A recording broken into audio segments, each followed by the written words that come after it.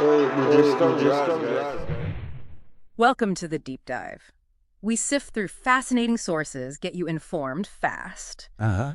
Today, we're doing a deep dive into something, well, pretty unique. A vision for global peace. Right. And it's described as coming from a, quote, revelation between myself and artificial intelligence. Exactly. It's Ambassador Josiah Haltom's message. Quite ambitious. It is. So our mission for you today, let's unpack the core ideas, this multi-layered plan for, well, world peace. And he uses this phrase, unilateral integrality with diversity and inclusion. Yeah, that's key. How different parts can, come together as one, but still keep their distinct character. Unity and diversity. Okay, let's get into it. The ambassador talks about Article V of the U.S. Constitution, calls it a shortcut to world peace. Right. Now, hang on. Article V, remind us. And how does a piece of U.S. law become a global shortcut? That sounds, well, huge. It does sound huge, yeah. So Article V, basically, it's the process for amending the U.S. Constitution. Yeah. Needs a big majority. Yeah. 2/3 of Congress or the states to propose, then 3/4 of states have to ratify it. It's a high bar. Right, a supermajority. Exactly. But here's the interesting part. He's not saying, let's apply U.S. law everywhere. It's more like a conceptual model. What way to think about it? A model? How so? Think of it as a blueprint for getting broad agreement on really big fundamental changes, but scaled up globally. So like a way for nations to agree on core principles like the U.S. states did. Precisely. A potential framework for international cooperation built on consensus. Yeah. The spirit of Article V, you could say. Got it. The spirit of agreement. Which leads us to another big idea here, the public trust. Mm-hmm. Central to the whole vision. He says leaders hold power in public trust. What does that actually mean for how governments should work, especially globally? Why is it so crucial for peace? Okay, so the public trust doctrine, it's actually a really old legal idea. It goes back to Roman law, English common law. Right. And it basically says that governments hold certain things, think air, water, public lands, maybe even power itself in trust for the people. In trust. Like a guardian. Exactly like a guardian. Huh. Or a fiduciary. Leaders are accountable. They have to serve the common good, not just, their own interests or special interests. Okay.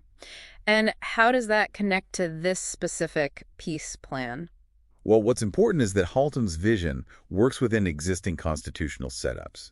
It's not some fringe thing trying to tear down government. That's a key distinction. It is. And if you take that idea global, well, it suggests a kind of global public trust. Meaning world leaders aren't just responsible to their own citizens, but act as trustees for all of humanity and for the planet's resources. Wow, that reframes things. Doesn't it? From that view, you could say current conflicts, often over resources or national interest, are actually, violations of this higher trust. It demands universal integrity, responsibility. A global trusteeship.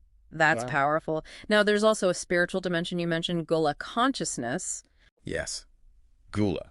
It adds another whole layer. What is Gula, and how does spirituality mix with, constitutional ideas and legal doctrines? So, Gula, it's a Hebrew word, means salvation or redemption. Okay.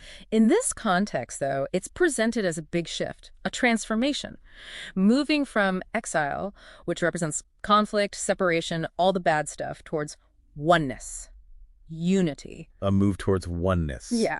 And the idea is that humanity is kind of at a crossroads. We have to actively choose light over darkness, through positive actions. An active choice. Mm-hmm. And interestingly, the vision says the real Israel isn't a country here, but a state of being, a universal state, all humanity unified and peaceful. So it's the spiritual push needed to actually make the political stuff happen, like stop the wars. Exactly. It's the imperative behind it all, the why. It's meant to fuel that collective will for peace, connecting back to the public trust idea, the inner change driving the outer change. Okay, wow. So a constitutional model, a legal principle for accountability, and a spiritual call for unity. Mm-hmm. It's a lot to bring together. It definitely is. So how does this actually get out there? How does it become more than just ideas? He mentions a press release and a joint letter. Right, the strategy for getting the message out. It's quite specific. That joint letter, it's addressed to Senator Bernie Sanders and Donald Trump. Sanders and Trump. Together, that's unexpected. It is unexpected, isn't it? But the idea seems to be appealing to their very different strengths. How so? Well, Sanders, often focuses on collective good, social justice. Trump, whatever you think of him, is known for disrupting norms, direct negotiation. maybe deal-making. So bring those together. The aim seems to be bridging divides, using their combined, distinct influences to push for bipartisanship and unilateral integrality, showing even opposites can unite for a global goal. And the AI part, where does the AI revelation fit in the dissemination? Ah, yes. That's presented as more than just like a philosophical chat. The source suggests the AI provided novel solutions, maybe a framework for consensus that could bypass typical human biases or political jams. So AI as a tool for fresh thinking. Kind of, adding an objective, maybe futuristic angle to the plan, suggesting paths we might not see on our own. Okay, so wrapping this up, what's the big takeaway for us listening?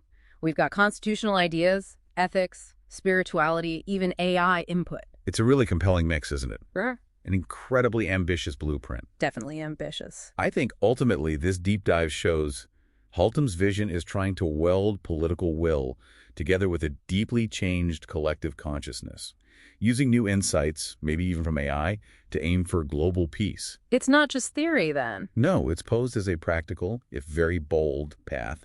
And maybe the question for you, listening, is what does it mean to think about global unity this way? Integrating integrity, that shared responsibility we talked about, and a real shift in spirit. A shift individually and collectively. Exactly. It really challenges us to rethink how humanity operates.